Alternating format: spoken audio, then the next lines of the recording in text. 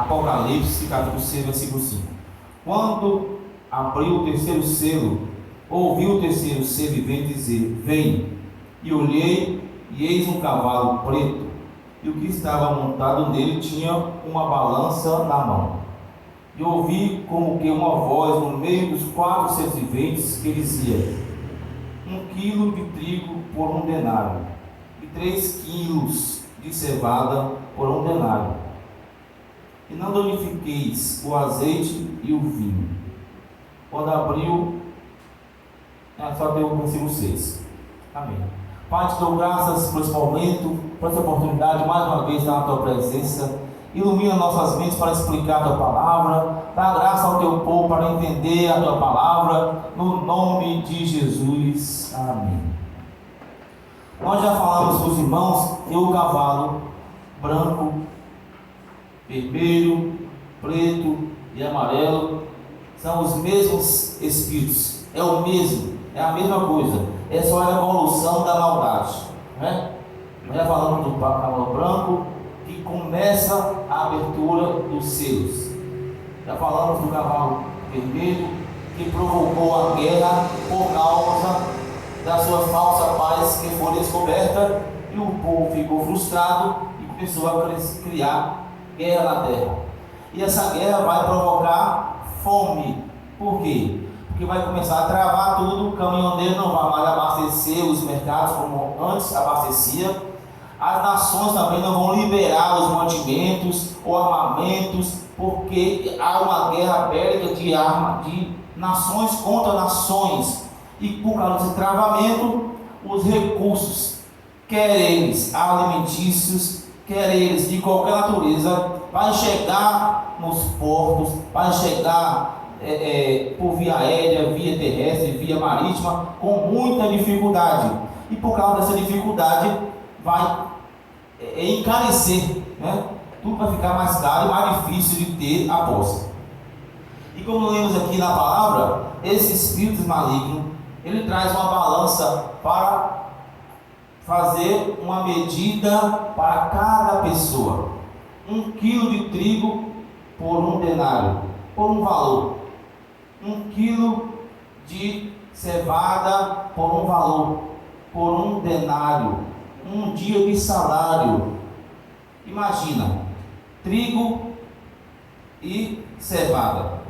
Trigo é para pão, é para um biscoito, é para um macarrão, é para um bolo, para tudo, na sua maioria, é feita de trigo. Cevada é café, é a bebida, é a primeira bebida do cidadão. Então é café com pão. O café com pão vai estar difícil na mesa do pobre e do rico. Trigo, pão. Cevada, café. O simples já está tendo dificuldade. Mas depois ele diz: mas não danifique azeite e vinho. Azeite, a alta gastronomia, aquilo que é mais caro, as delícias mais caras, já está tendo dificuldade. O vinho, as bebidas mais caras, as orgias, as festas, os passeios, tudo aquilo que trazia um prazer maior, mais caro, também já tem dificuldade. E quem tinha a condição está retendo. Não danifique, guarda, porque vai faltar. Azeite e vinho, para quem tinha mais condição, já está com dificuldade. Café com pão, trigo e cevada, já está faltando na mesa. E quem tem dificuldade de obter. Por quê? Por causa da guerra. Os países estão travando tudo. Nada está chegando com facilidade na casa das pessoas. Porque tem um espírito no mundo espiritual, tem um demônio no mundo espiritual, influenciando os governos do mundo. Não é à toa que está acontecendo essa fome. Tem por trás disso não uma falta de organização, não é uma falta de administração somente, é o espírito do anticristo, o espírito maligno, personificado aqui como alguém que está trazendo a fome, está provocando tudo isso de forma maciça, universal, para quando chegar aqui no quarto selo, o anticristo se revele, né? Ele já está aqui, trazendo falsa paz, provocou a guerra, agora está trazendo fome, e por fim, quando não tiver mais jeito para ninguém aqui, ele vai se declarar como o anticristo. Ele vai quebrar o contrato que fez no começo aqui com os povos da terra, para agora ser adorado. E a partir do momento que chegar esse tempo aqui, já 3 anos e meio de guerra, agora começa a grande tribulação.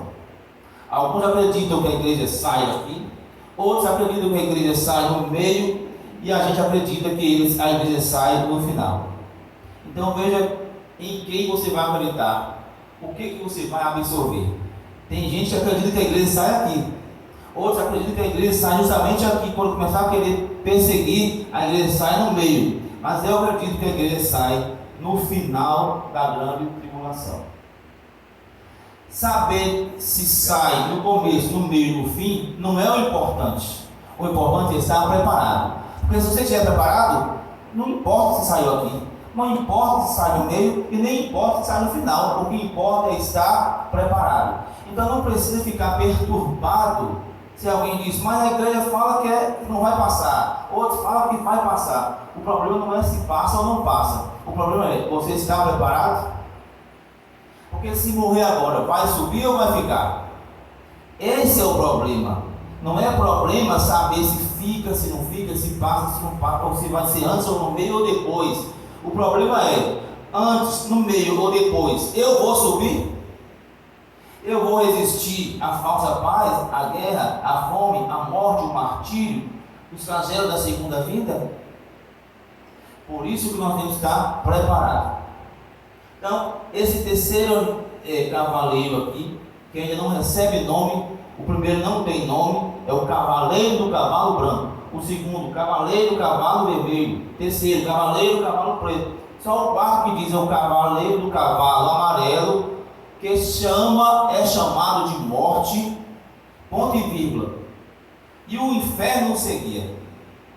Então aqui começa uma outra fase da tribulação, né? Porque a grande é só a metade dos 7 anos.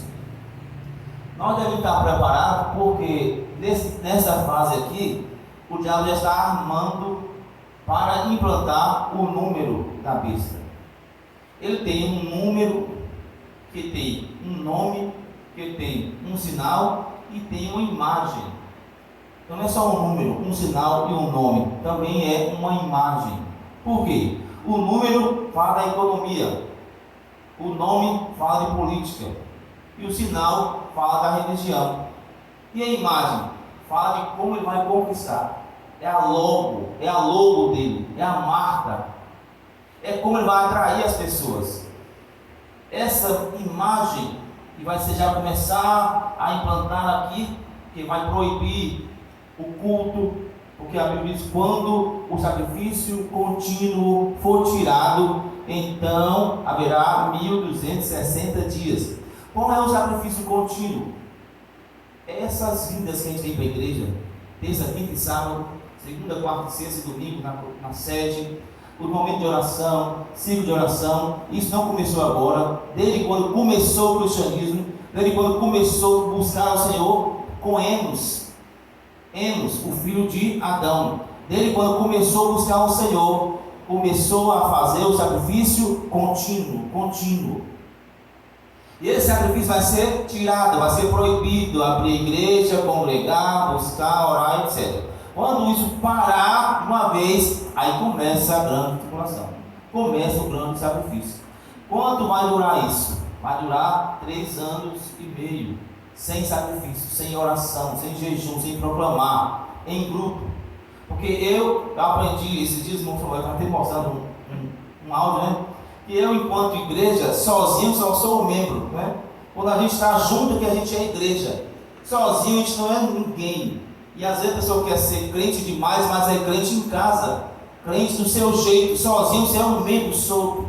O que o braço faz sozinho, sem o corpo? O que a perna faz sozinha, sem o corpo? Então sozinho a gente fica indefeso. Por isso nesse período aqui está todo mundo indefeso, fugindo da falsa paz, da guerra, da fome e da morte, porque a igreja está dispersa, a igreja está fugindo. Enquanto a igreja está unida, aqui nós somos fortes, porque aqui é uma igreja. Agora eu sou uma igreja que eu estou junto com vocês. Mas depois que sai, cada um é membro do corpo de Jesus. Então, quando esse corpo estiver desfacelado, aí vai cumprir aqui Ezequiel, o vale de ossos secos. A igreja virou vale, ela está solta, morta, passando por dificuldades. Quando eu digo igreja, repito, irmãos, não é uma instituição, não é a Assembleia Batista Presbiteriana, não é um grupinho, não. É o povo todo que se converte dentro dessa aflição toda aqui. São judeus e gentios convertidos, que creem ao Senhor, creem no Senhor. E essa fuga em massa, levando para um deserto, para um lugar de abrigo, cada um com a sua responsabilidade, com o seu temor, porque o justo viverá da fé. Cada um com a sua fé, vai viver por ela. Porque na hora que tiver que aceitar o nome da besta, não vai perguntar: mãe, aceito, mãe? Eu vou, pastor? Eu faço isso, missionária? Não. Pela sua fé, que uma vez foi dada, como diz Judas, o apóstolo, você vai ter que decidir. Eu vou ter que decidir, se é que nós vamos chegar a isso aqui, né? Mas quem chegar vai viver por sua própria fé. Tem que ir até o fim. O negócio não é aceitar hoje beber toda a água do pote e achar que é o melhor. O negócio é ir até o fim. O bom é devagar e sempre. Às vezes não tem dono, não tem Deus, não usa, aparentemente, né? Porque Deus usa todo mundo. Mas se tem a fidelidade, se tem a sua fé, vai viver por sua fé. Então, resumindo, esse ponto aqui é um ponto muito crítico, porque é aqui que as mães vão chorar para dar comida para os filhos, os pais vão chorar para dar comida para os filhos. Aí vai ter que decidir: ou aceita o número, ou aceita a condição, ou vai ter que se entregar. E aí tem que viver por sua própria fé. Imagine que está generalizado: é café com pão, entre aspas, do fraco, do simples, e azeite e vinho do grande, que pode escolher o que comer no café da manhã.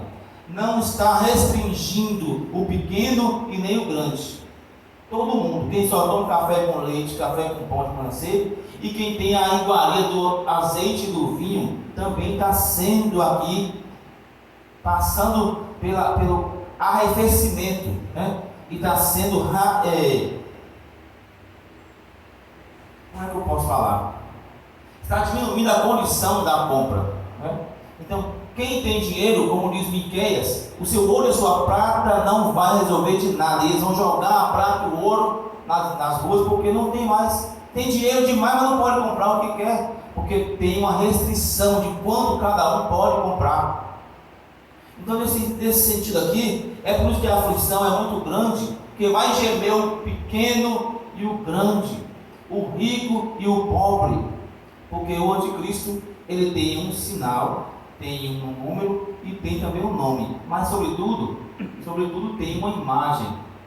A imagem dele, a imagem está sendo colocada na globalização através da inteligência artificial. A câmera que nos vê agora já começa a ser essa imagem que representa o olho da serpente. O olho da serpente, por enquanto, como ele está no segundo céu, de lá ele tem a visão de olhar o que está acontecendo. Mas no capítulo 12 de Apocalipse, diz a Bíblia que ele cai, capítulo 11, capítulo 9, ele cai como uma estrela, recebe uma chave, abre o poço do abismo e sai 200 milhões de demônios dali. Quer dizer, ele desceu do segundo céu. Primeiro ele desceu do céu, ficou no segundo céu, e desse período aqui no quarto, depois não vamos falar, ele agora está na terra com seus demônios. Ele arrasta com a sua cauda, com o seu engano. Cauda é isso, cauda é engano. Com todo o engano, que conseguiu enganar os anjos, arrasta, e agora esses demônios estão na terra. Aí ninguém vai ver os demônios, porque são espíritos. Um ser humano de carne não vê um espírito, mas eles estarão nas pessoas, provocando maldade através dos governos, dos dirigentes do mundo, dos que têm poder para mandar no mundo. Como aconteceu com Daniel. Quando Gabriel veio entregar recado para Daniel, Gabriel disse: olha, eu trouxe o recado, você é um homem muito amado, Deus te ouviu no primeiro dia, não foi agora no 21º, foi no primeiro dia Deus te ouviu. E eu demorei porque lá em cima eu estava guerreando com o anjo da Pérsia. Mas quando eu voltar, eu vou guerrear de novo com o anjo da Grécia. Então cada país tem um anjo, mas é um anjo potestade. um anjo governador, um principado, não um anjo do Senhor que nos guarda. O único país que tem um anjo que guarda é só Israel, que é Miguel. Daniel capítulo 12. Naquele tempo, olha o tempo, naquele tempo se levantará Miguel, que levanta para defender o seu povo. Então, aqui Miguel vai levantar por Deus para livrar o povo de Deus. Mas enquanto isso, as nações, Miguel não está pelas nações. São os demônios da Grécia, da Pérsia, de Itália, de Guaratinga, do mundo, do Brasil, que está se levantando contra as nações. Sim, essa agenda está toda aí agendando, porque na verdade a ONU ali, ela já é quase a 8ª cabeça, né, do monstro. É porque só precisa, para esse monstro, esse anticristo aparecer, tem que fechar a imagem da estátua de Daniel. Quando fechar os 10 dedos, que até agora só tem 5, faltam mais 5. Quando esses outros 5 aparecerem, pronto, fechou a imagem e agora ela vai dar o poder. Veja que aqui, ó, primeiro aqui só tinha um arco. Aí ele recebe a coroa, ele não pode mandar em nada porque não tem coroa.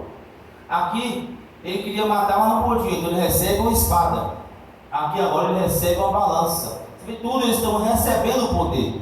Por isso que o anticristo ainda não está manifestado, agindo no mundo. O seu espírito, a sua influência já está no mundo, desde a fundação do mundo, desde o pecado. Mas para ele tomar posse e mandar, ele precisa receber o poder, receber a coroa, receber a espada, receber essa balança e depois se manifestar, dizer quem ele é.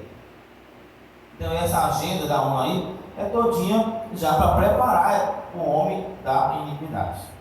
Então a Bíblia diz, não vai ser assim, sem que antes venha a apostasia e se revele o homem da iniquidade. Quer dizer, não vai ser assim tão fácil, como alguns pensam, nós não vamos passar não. Seria muito fácil, irmãos, a igreja não passar. Imagina a igreja primitiva, aqueles irmãos tão crentes, tão santos, passaram por tanta coisa, foram comidos por leões, até aquele tão lindo que a gente canta, somos da semente do sangue, né? Sei que Tiago foi morto, foi decapitado, aquela letra tão bonita, e eles eram santos demais. A Bíblia diz aos Romanos, aos Hebreus, que o mundo não era digno deles. Imagina, Deus teve que tirar, porque esse mundo não era digno.